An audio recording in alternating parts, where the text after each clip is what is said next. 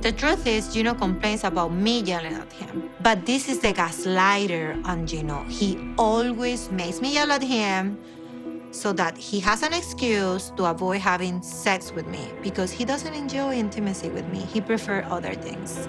Whew, Jasmine gets real specific this time around. As we know, she's been calling Gino out for his lack of intimacy in the bedroom for years. That Gino prefers to masturbate rather than making love to me. And now, she's suggesting something many of you have already speculated.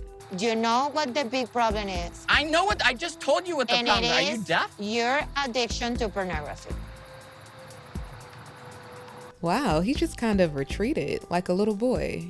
Don't sit there and try to lie about you that. do. Don't lie about Yes, you do. I'm not lying. Yes, you are lying. I'm not lying. You are way out of... I'm not yes, lying. You are. And I don't give a and I said it. You're a liar. I guess Jasmine has been trying to spare him. I'm not addicted to porn. And although Gino denies her claims, some telltale signs from the past make it easy to believe otherwise. Let's talk about it. Hey 90 Day Fans fam, it's Melicia. Let's do a little international check-in. Shout out to our fans fam in Barbados, Botswana, Germany, Bonaire in the Caribbean. I went to look at pictures, such a beautiful island. Diver's paradise as they call it, right? Shout out to the UK, Lesotho, and Guyana. I love it! I love it! All right, before we get into Jasmine and Gino, a few things. One, y'all, I sat down with Liz.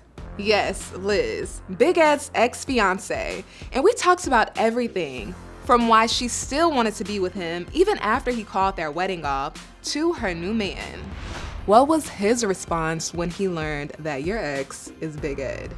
He, like the truth, can I tell the truth? Yeah, tell the truth, girl. He said it. You can check out the full interview on Entertainment Tonight's YouTube channel or etonline.com. Also, I'm not sure how many of you have been keeping up with Patrick and Thais, but they are in Brazil visiting family. And according to Thais and Patrick's half-brother, John, who's also there, Patrick's dad has a pattern of manipulating him for money. To make matters worse, Thais and Patrick are looking to have their daughter's birthday at his dad's ranch. Yes, his ranch. He has a whole ranch. And his dad is basically asking them to pay for the space. Ain't that some Paint that little wall, trim the trees. Why does that have to happen? Because we gotta do the party. I don't want to say I'm psychic, but I called it. Why you ask too much for things? Because I need help with the money. That's my bull. Yeah, that entire interaction was painful to watch. Just saying, it was like a hello, good to see you. Then, like, within 10 minutes, it's like, yeah, you know what? I gotta fix this. Yeah. That's my dad. Basically, he still loves him, regardless. A part of me respects the grace that Patrick shows his dad.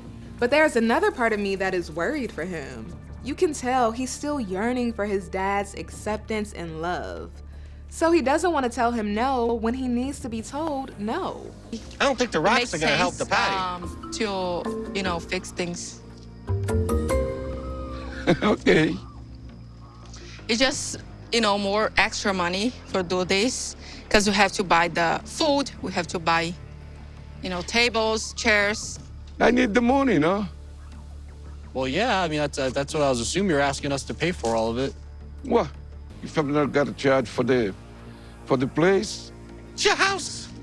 Yeah. Well, no, you're not gonna charge him. Well, yeah. Thank goodness John doesn't have a filter. This is one of those moments where it's appreciated. Who am I kidding? We always appreciate John. Okay, Spackles. How you think I make money? I don't know how you make money. Why you ask too much for things? I love Thais. Probably because I need help with the money. So we have to support you. No. There's nothing wrong with helping out family. I mean, he's my dad. Whew, it can hurt to accept that our parents are flawed. I think most of us who are adults here have had that moment When we realized it. But I can only imagine how it must feel to know that on top of that, your parent is using you. Or when they see you, they see dollar signs. And the sad part about that is Patrick has probably worked hard to get to where he is to provide for his family. But now it seems like his dad is prioritizing the money over him. If any of you have ever had to deal with that, I'm so sorry. That's a heavy burden to carry, and it's not fair. You shouldn't have to buy your parents love or help. I would assume in most cases, the parent hasn't even matured themselves, or they experienced a parent or a caregiver treating them the same way. Yeah, I just don't know why you expect so much from him when you weren't even there for him. Oh, damn! No filter John coming through once again. Oh, John, don't say that. It's true. Huh. Of course, if Jose really needs the money, I would want to help him. I would do the same with my dad. But it seems that all these things that Jose is asking for, he doesn't need it. Patrick really wants to have a good relationship with Jose, but I don't feel Jose thinks the same. And look at the body language. Thais and John are on one side, and Patrick is on his dad's side, seemingly trying to protect him. Or maybe trying to protect the image he wants to keep of him. I wish Patrick the best on that front. From the looks of it, he will break whatever pattern his dad is showing by continuing to be there for and support his and Thais' daughter, Alicia. Hey, sometimes our parents or parent doesn't change, but they can inspire us to be better for others in our lives and better at loving ourselves. All right, speaking of money, real quick, Ashley takes her husband Manuel to a lawyer to learn more about a post-nuptial agreement because Manuel keeps asking her for money to send to his family in Ecuador. But he's being real secretive about what the money is needed for. Red flag, everybody. So to protect herself, she thinks a post-nup is the next best step. In a traditional sense of a marriage, being a joint financial partnership, you're entitled to half of his savings and he's obligated to pay for half of your debts. During the meeting, Ashley reveals some information that has Manuel acting like he's seen a ghost. He also inherited my student loan debt. You know Well, what I he mean? didn't though. That's typically separate property. How much student loan debt do you have? About 100K. Yeah. 100,000 en deuda tienes? ¿Quieres lo gato? Well, while you've been asking your wife for money, you didn't think to ask her where her finances stand, did you? Also, maybe if Ashley brought that up before they got married, which I'm sure would not have been an easy thing to do, but if she did, maybe she would have gotten a better read on how much love he truly has for her. It's just so ironic that she's accusing him of being secretive about finances, but so is she. ¿Está traduciendo correcto lo que están hablando ellos? He said, bro, do you really understand English?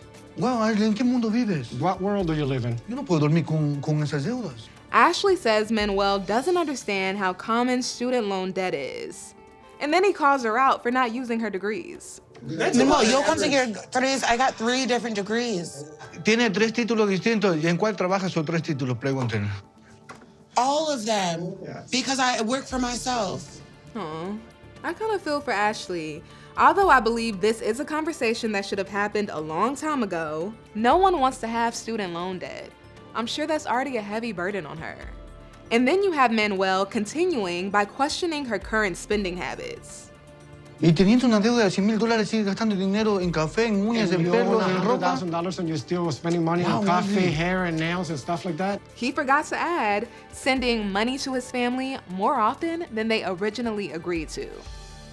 You know, Manuel's point would have probably hit harder for me if we were able to end the episode without him asking for more money. But no, in the teaser for next week, it seems like he's back at it. Which has me thinking he's not trying to build with her. He's just trying to take what he needs and go. Mi familia necesita dinero. ¿Cuántos dinero ellos necesitan? Unos $300. ¿Por qué ellos necesitan $300? No importa. Manuel's secrecy is kind of at an all-time high right now. The vague answers are, frankly, just not gonna cut it anymore. Yo soy tu familia. No soy tu banco.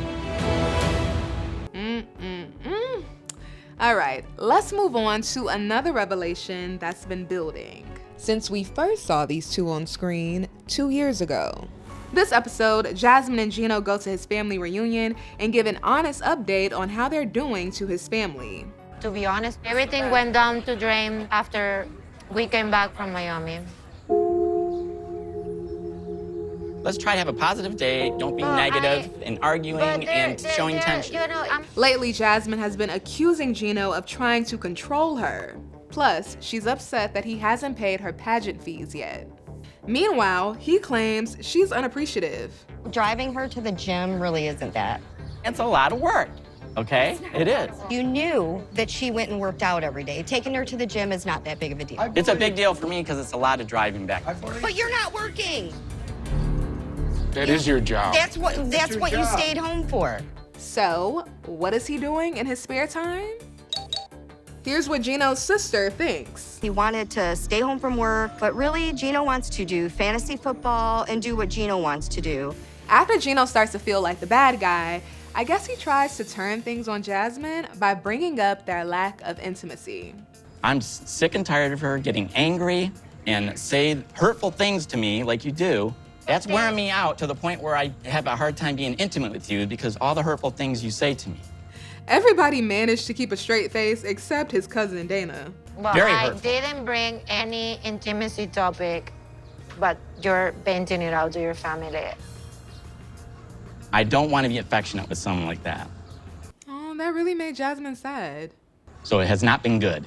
There goes Dana again. This time it wasn't his face, but his body. I know that I started this conversation about certain problems we're having as a couple, but going from there to talk about our sexual issues, shut the up. Gino has a lot of deep sexual issues, but I will humiliate and hurt him deeply if I tell them the truth. Well, when they get home, she tells the whole world. Stop putting makeup on the real sexual problem you have. No, it's not a sexual problem. You do. I'm telling you what it is. You are saying very hurtful things. You do, and you don't want to seek help. You say very hurtful things that I am shocked to even hear. No. Gino, you know what the big problem is? I know what, I just told you what the problem is. Are you deaf? Your addiction to pornography. It looks like if Gino could hide, he would. Don't sit there and try to lie about Yes, you that. do. Don't lie about that. Yes, you do. I'm not lying. Yes, you are lying. I'm not lying. You are way out of... I'm not yes, lying. You are. And I don't give a and I said it. Yeah, I am no medical expert, but here are some examples from the past that might back up Jasmine's claims. Playing with the pee-pee without me, to me, it is cheating. It was more because we had such a busy day planned. Didn't think we would have time. Baby, doesn't matter. We will make the time. It can be a quickly. A quickly. And y'all remember the blue pills? Ta-da! These are the little blue pills. It can make you last longer. And Gino's difficulty achieving an orgasm. Yo amo a mis prometidos. Pero el problema con Gino es él nunca eyacula cuando está conmigo. So, based on that info, clearly Jasmine didn't come to this conclusion. Your addiction to pornography. Out of nowhere. And this analysis is not to shame Gino if he is truly addicted to adult videos, or anyone else who might be struggling. My hope is that if this is true, it moves him to get the help he needs. He deserves to experience the fullness of intimacy with someone else, instead of allowing his brain to trick him into thinking the screen is as good as it gets. I'm not addicted to porn. Have I watched porn before? Yes, but I'm not addicted to it. She thinks I'm addicted to porn because I'm not being intimate with her. She wants to put the blame on me, and she's not taking responsibility herself of her actions and what she's doing to me.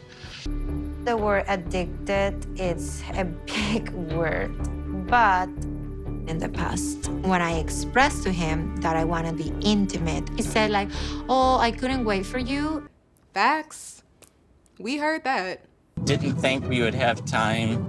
Baby, doesn't matter, we will make the time. It is so hard for me to understand that you're in a long-distance relationship. You finally have this person face-to-face, and you prefer masturbating and watching porn? You have a problem.